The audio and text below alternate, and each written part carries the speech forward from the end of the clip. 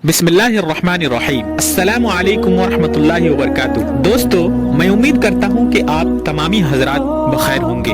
दोस्तों, आज का वाकया बिल्कुल सारे वाकयात से अलग और जुदा है। ये वाकया है सऊदी अरब के एक ऐसे इलाके का जिस इलाके में वहाँ की औरतें खुद अपने शौहर के लिए दुल्हन तलाशती हैं और अपने शौहर को शादी करने पर उकसाती हैं। दोस्तों, सऊदी खवातीन अपने मर्दों की खुशी के लिए दूसरी शादी कराती हैं।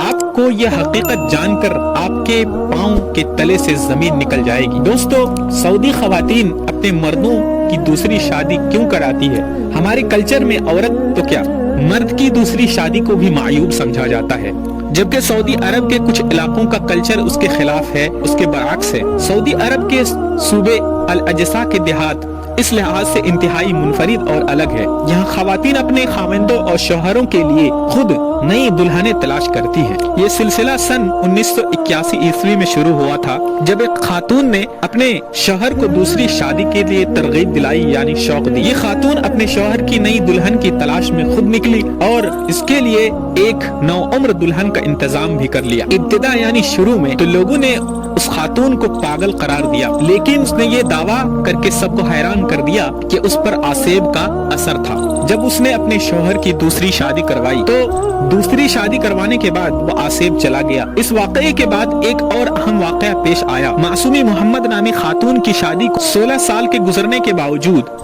उसके यहाँ औलाद न हुई। उसने भी अपने शौहर की दूसरी शादी करवाई और उसके कुछ अरसे बाद वो खुद औलाद की नेमत से मालामाल हो गई। मकामी लोगों का ये कहना है कि इस तरह मुतअद्दिद और वाकयात पेश आए, जिसके बाद खवातीन अपने शौहरों को खुद ही मुतअद्दिद शादियों के लिए कायल करना शुरू कर दिया। यूं अल अजसा की देहात में रिवायत और मजबूत हो गई। इस कल्चर से घरेलू जिंदगी इत्मीनान बख्श हो गई।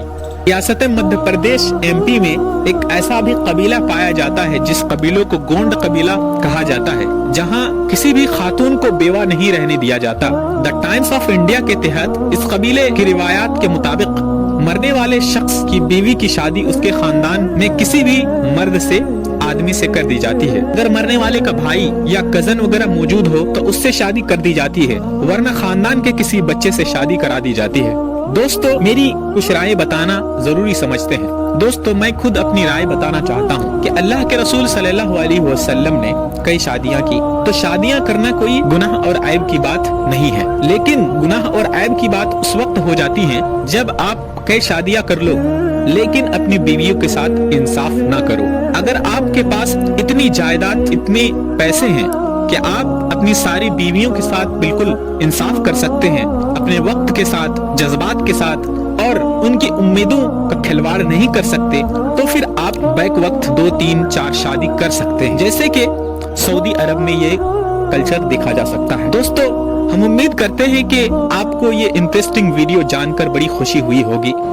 दोस्तों, हम अल्लाह ताला से दुआ करते हैं कि अल्लाह तबारक व ताला हमें सिराते मुस्तकीम पर चलने की तौफीक अता फरमाए और हमें अपने बीवियों के साथ इंसाफ करने की तौफीक दे, औरतों को अपने और शौहरों को अपनी बीवियों के साथ इंसाफ करने की तौफीक दे और औरतों को अपने शौहर के साथ पूरे तौर पर इंसाफ करने की तौफीक दे। आमीन या रब्बल आलमीन। फिर किसी दिन एक ऐसी ही इंटरेस्टिंग वीडियो के साथ हाजिर होंगे। तब तक के लिए इजाजत दें। अस्सलामु अलैकुम वरहमतुल्लाहि वबरकातुहू।